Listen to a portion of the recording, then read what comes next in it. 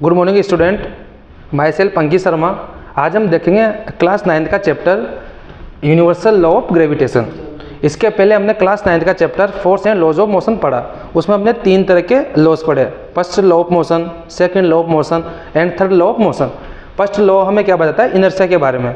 Second law हमें किसके बारे में बताता है? मोमेंटम के बारे में। उसी प्रकार थर्ड नियम हमें किसके बारे में बताता है? एक्शन रिएक्शन के बारे में।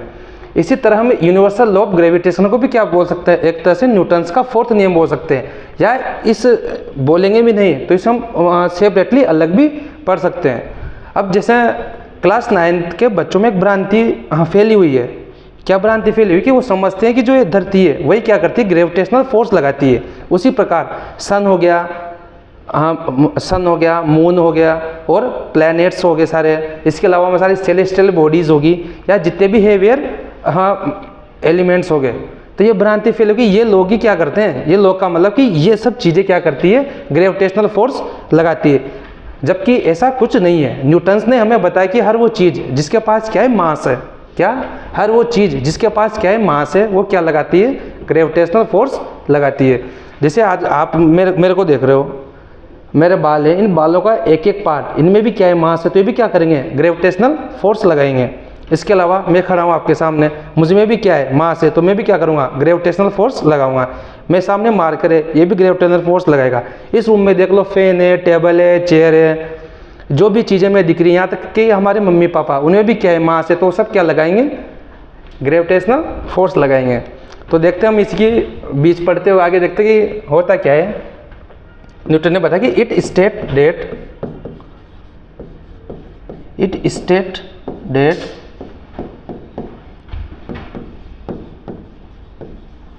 every body in the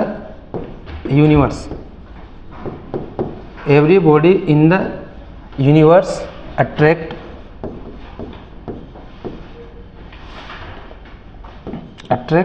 each bodies with a mass, with a force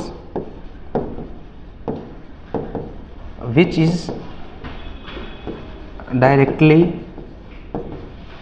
proportional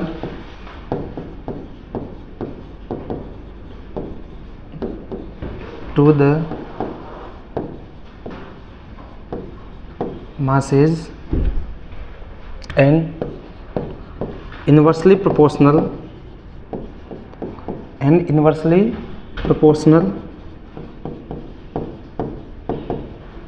to square of distance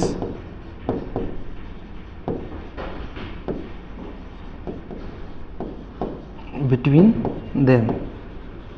देखो, हम क्या भी CBSE बोर्ड का जिस भी बोर्ड में पढ़ रहे हो, हम क्या कर रहे हैं? 10th या 12th की तैयारी कर रहे हैं। तो जो भी साइंटिस्ट ने अपने नियम के बारे में जो लॉज बोला है, वो क्या करना रहता है? हमें एज इट इज याद रखना पड़ता है अच्छे मार्क्स के लिए। तो इसकी डेफिनेशन एज टू इज हम याद रखेंगे। क्या कहा इसमें? ग्रेविटेशन न्यूटन ने क्या बताया कि every body in the universe attract इस बॉडी, कि सारी बॉडी यूनिवर्स में एक दूसरे को क्या करती है? अट्रैक्ट करती है। विद द फोर्स, एक फोर्स के साथ, विच इज डायरेक्टली प्रोपोर्शनल, जो डायरेक्टली किसके प्रोपोर्शनल होता है? मासेस के, जो भी मास हो उसके, और इनवर्सली प्रोपोर्शनल किसके होता है? Square of distance between them. तो न्यूटन ने हमें बताया कि जब भी ये फोर्स लगता है, हमेशा किसके बीच लगता है? 2 मासेस के बीच। और किसके बीच? 2 मासेस के बीच। और वो किससे सेपरेट होती है? एक डिस्टेंस r से। ऐसा हम मैथमेटिकली भी देखना चाहें तो जैसे हमारे पास क्या हो गया? m1 कोई मास है, m2 क्या है? एक दूसरा मास है। ये सेपरेट हो रहे हैं एक डिस्टेंस r से। और ये डिस्टेंस ले रहे, कहाँ से लेंगे हम इसको? सेंटर से। तो जो ये स्टेट हमें क्या बता रहा है कि f किसके प्रोपोर्शनल है? m1 into m2।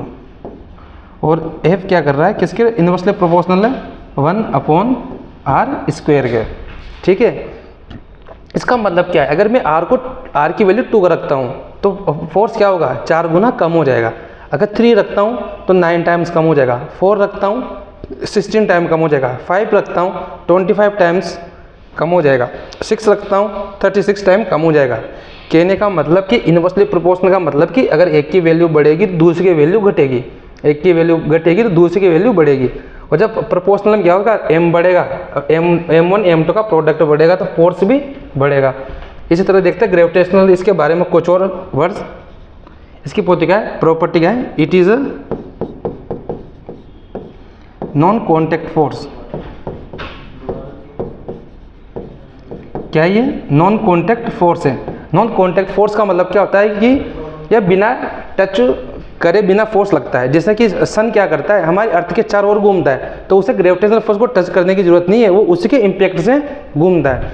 नेक्स्ट हम अगर इसके बारे में देखना चाहें, it is attractive in nature.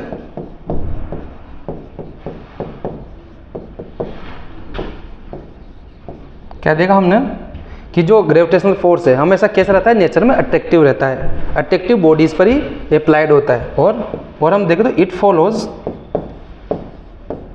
क्या, इट फॉलोज इनवर्स लॉ। किसको फॉलो करता है, इनवर्स लॉज को। इनवर्स लॉ का मतलब है कि जब भी आप आगे बड़ी क्लासेस में जाएंगे तो उसमें मैग्नेटिक फील्ड आएगा, चार्ज आएंगे, करंट आएंगे, तो किस पे फॉलो होते हैं, इनवर्स पे। तो आगे भी किसने बताया, हमें न्यूटन ने। और किस में बताया, यूनिवर्सल लॉ ऑफ ग्रेविटेशन में। अब आगे हम देखते हैं कि इसकी कैलकुलेशन कैसे करते हैं हम लोग। तो देखते हैं, हम यहाँ देखते हैं कैलकुलेशन।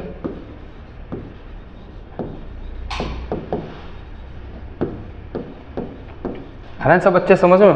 तो वो देखते हैं, हमने क्या बताया कि ये दो बॉडीज होगी, इनका मासेस m1 m2, डिस्टेंस हमेशा कहाँ से मेजर करनी है, सेंटर से। इनकी डिस्टेंस r, ये इसको अपनी तरफ अट्रैक्ट कर रहा है, m1 m2 m1 को अपनी ओर अट्रैक्ट कर रहा है। ठीक है, तो हमने क्या पढ़ा कि f होता है जो क्या है, किसके प्रोपोर्शनल है, m1 m2 के, और f किसके प्रोपोर्शनल है, 1/r² के। तो यहाँ से प्रोपोर्शनलिटी का साइन हटाएंगे हम, उसकी जगह एक कैपिटल G लिख देंगे। क्या लिख देंगे, कैपिटल G।